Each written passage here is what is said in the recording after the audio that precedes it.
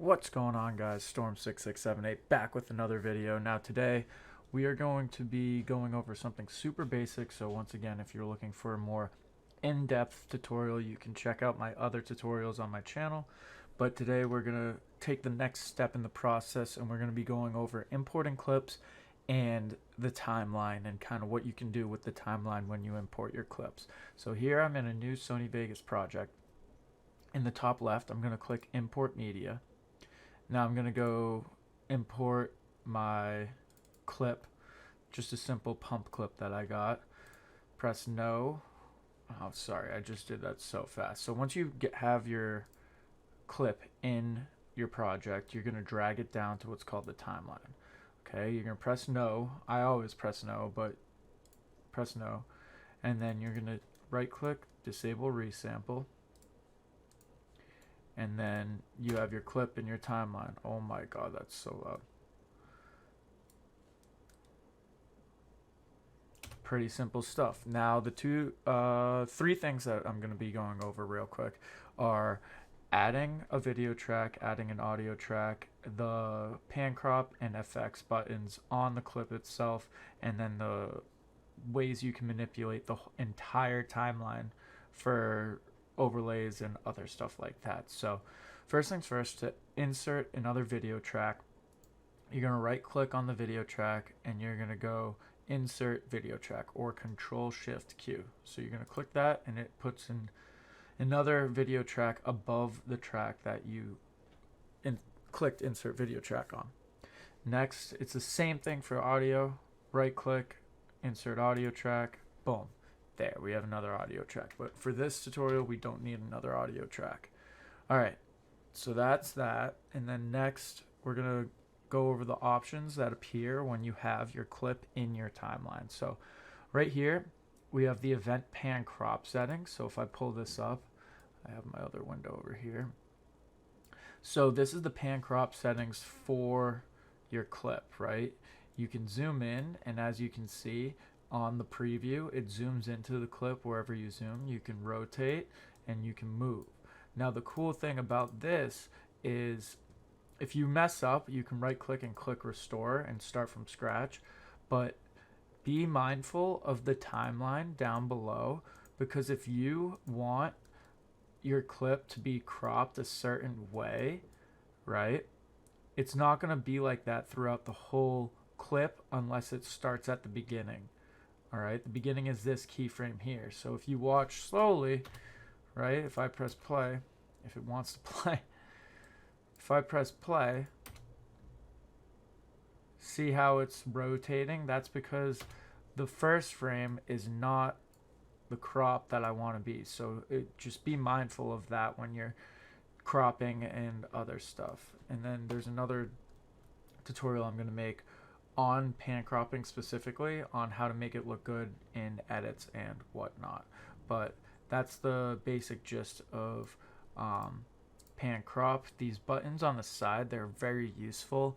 So lock aspect ratio, size about center, and then the move freely. So the move freely, if you click on it, move X only, it'll only move left and right. If you click on it again, it'll only move vertical. If you click it again, then you can move it wherever you want. And now these two, the lock aspect ratio, so that makes it so that when you zoom in and out, it's always going to be this size. But if I uncheck that box, right, I can make the aspect ratio whatever I want. So this is I usually use this for my black bars, for the scenes of my montages and edits. But the other thing is the size about center. So that maintains the size. Like you see how it's all like formally sized even if I move it. Now if I click size about center, right, I can make the top shorter and the side shorter, and now it's off center, right? So just a couple little details that'll help you with that. But obviously we want to just keep the pan crop for what it is. Now on to the next element of the clip is the FX. So if you click on event FX, it'll bring up all your effects that you have in Sony Vegas. Now, you can look at each individual effect, right, and add it as needed. So say I want, where is it? BCC glow. If I click add and then OK, then it'll add a glow to the clip, right? That's a super bright glow, but it'll add a glow to the clip and you can adjust it. The next tutorial, I'll probably go over some specifics on effects and how to adjust them and whatnot. But so that's how you add effects.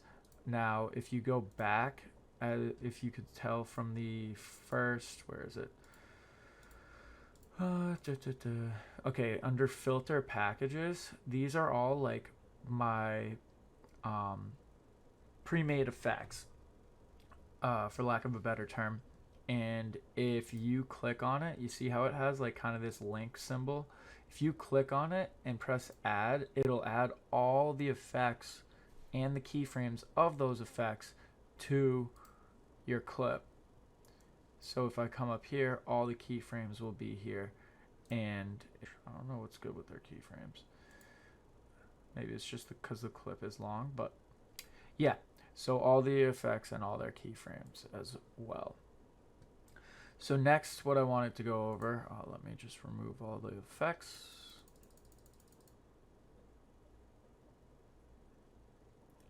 No effects on it. So the next thing I wanted to go over is the track and how you can manipulate the track for entire like series of clips. So the biggest example is overlays. So you're going to go to composite mode and you're given all these modes. I clicked on this little hamburger in the top left of the track, and then I go down to composite mode and you have all these options: add, subtract, multiply, mask, source alpha, cut, screen, overlay, yada yada yada. So screen is the biggest one that we use. So say for example I want to put a film burn in here. So these are film burns, and I slap it on the top layer because that's what's going to show. Obviously you can't see anything, but if I go to compositing mode, screen, then I will have a film burn over my clip. Now another little tip on editing is when you add effects like these, you can fade them out by clicking and dragging these little blue corners of the clips so they fade in and out. So that adds a fade to it. All right, an example is if I wanted to fade this in, I added just a little fade right there and it faded in from black. So that's another element that you can add to your clips. But yeah, I just wanted to add this simple film burn, and boom, that's what it looks like. Film burns are, I'll probably make a video on those as well, like super specific and whatnot. But yeah, so that's like kind of the basics of the timeline and editing your clips. To mute a whole entire timeline, you can click this mute button and that'll take away like everything that's on that. And then and then one more thing, if you go to track FX, right, so say I go down to this timeline, I'm going to mute this so you can see it. If you go to track FX, you can click on any, where is it? So I'll just use a Vegas effect. So if you click vignette and add it, right, it's not only going to be on this clip, it's going to be on the whole timeline, right?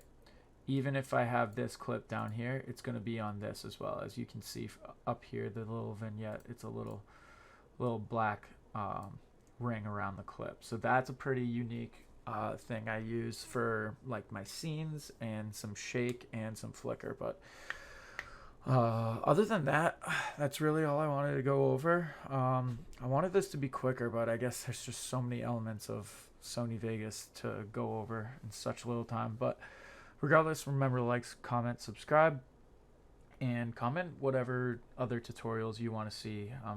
I love making these videos, if you couldn't tell from my channel, but I will definitely see you guys in the next one. Peace.